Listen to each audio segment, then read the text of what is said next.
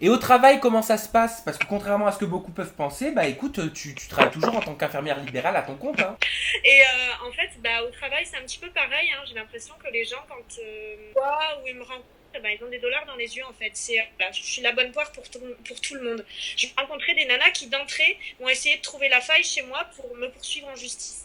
Alors attends, parce que moi j'ai entendu dire qu'apparemment tu avais mis une annonce pour engager des infirmières et que ça s'est mal passé par la suite. Oui, j'ai mis plusieurs annonces parce que j'ai des difficultés.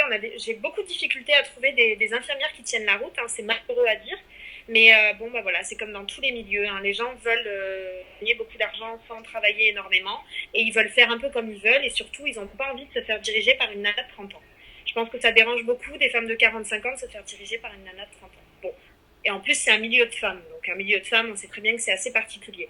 Mais voilà, à chaque fois que je veux faire des reproches sur le travail, par exemple, parce que je suis très carrée, moi, au niveau travail, il y a des horaires à respecter, il y a des soins à respecter, on a des responsabilités, on a des patients entre les mains, quoi, des êtres humains. C'est pas rien, quoi. Donc, moi, je demande juste à ce que le travail soit respecté.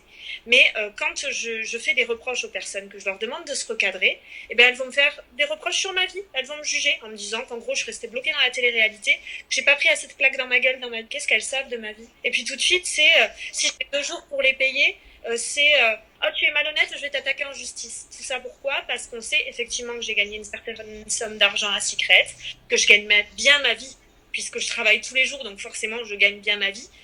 Voilà, et ça va être perpétuellement ça. Des gens qui essayent de me gratter, mais que ce soit dans ma vie perso comme dans ma vie professionnelle, je ne tombe que sur des gratteurs. Mais donc en fait elles essaient de trouver des failles pour te menacer?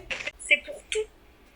Les mecs, c'est pareil, je rencontre des mythos qui vont essayer de faire en sorte que je leur prête ma caisse, qui vont la fracasser. Je suis tombée sur un gars au mois de septembre qui m'a fracassé ma caisse, il y en a eu pour 7 000 euros.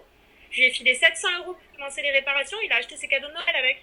Et maintenant, qu'est-ce qu'il dit? Il voudrait vendre des photos de moi à poil en disant que je suis refaite pour rembourser les 700 €. Voilà, mais c'est toujours des trucs comme ça en fait. Les gens assurent leurs arrières en fait en me côtoyant parce qu'ils pensent qu'ils peuvent m'attaquer sur certaines choses ou me faire du chantage par rapport à certaines choses.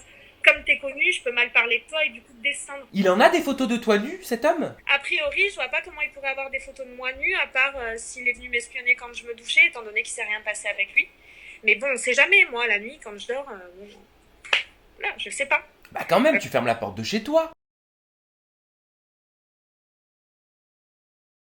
D'accord. Et donc tu le soupçonnes d'avoir, à ton insu, pris des photos ou des vidéos? Je sais pas, c'est les menaces qu'il m'a faites en tout cas. Après, je suis rassurée dans le sens où je me dis, je ne vois pas comment il aurait pu avoir des photos de moi à poil. Mais malgré tout, il y a toujours le point d'interrogation, on sait pas en fait. Je sais pas. Mais comment ça se fait que tu tombes toujours sur des personnes comme ça? J'en sais rien, c'est pas marqué sur leur front. Mais en fait, moi, le truc, c'est que à chaque fois que je rencontre des personnes, ils me disent ce que j'ai envie d'entendre. Donc moi, je tombe dans le panneau. Seulement, au bout de quelques mois, on se rend compte que c'est pas ça. Au premier abord, les gens se présentent toujours bien. C'est comme dans le milieu professionnel, les gens vont se présenter sous leur meilleur angle, leur meilleur profil, mais comme dans tous les milieux en fait. Mais je sais pas, plus que les autres, j'ai tendance à tomber sur des personnes malhonnêtes et tordues en fait. Mmh. Et Et ouais.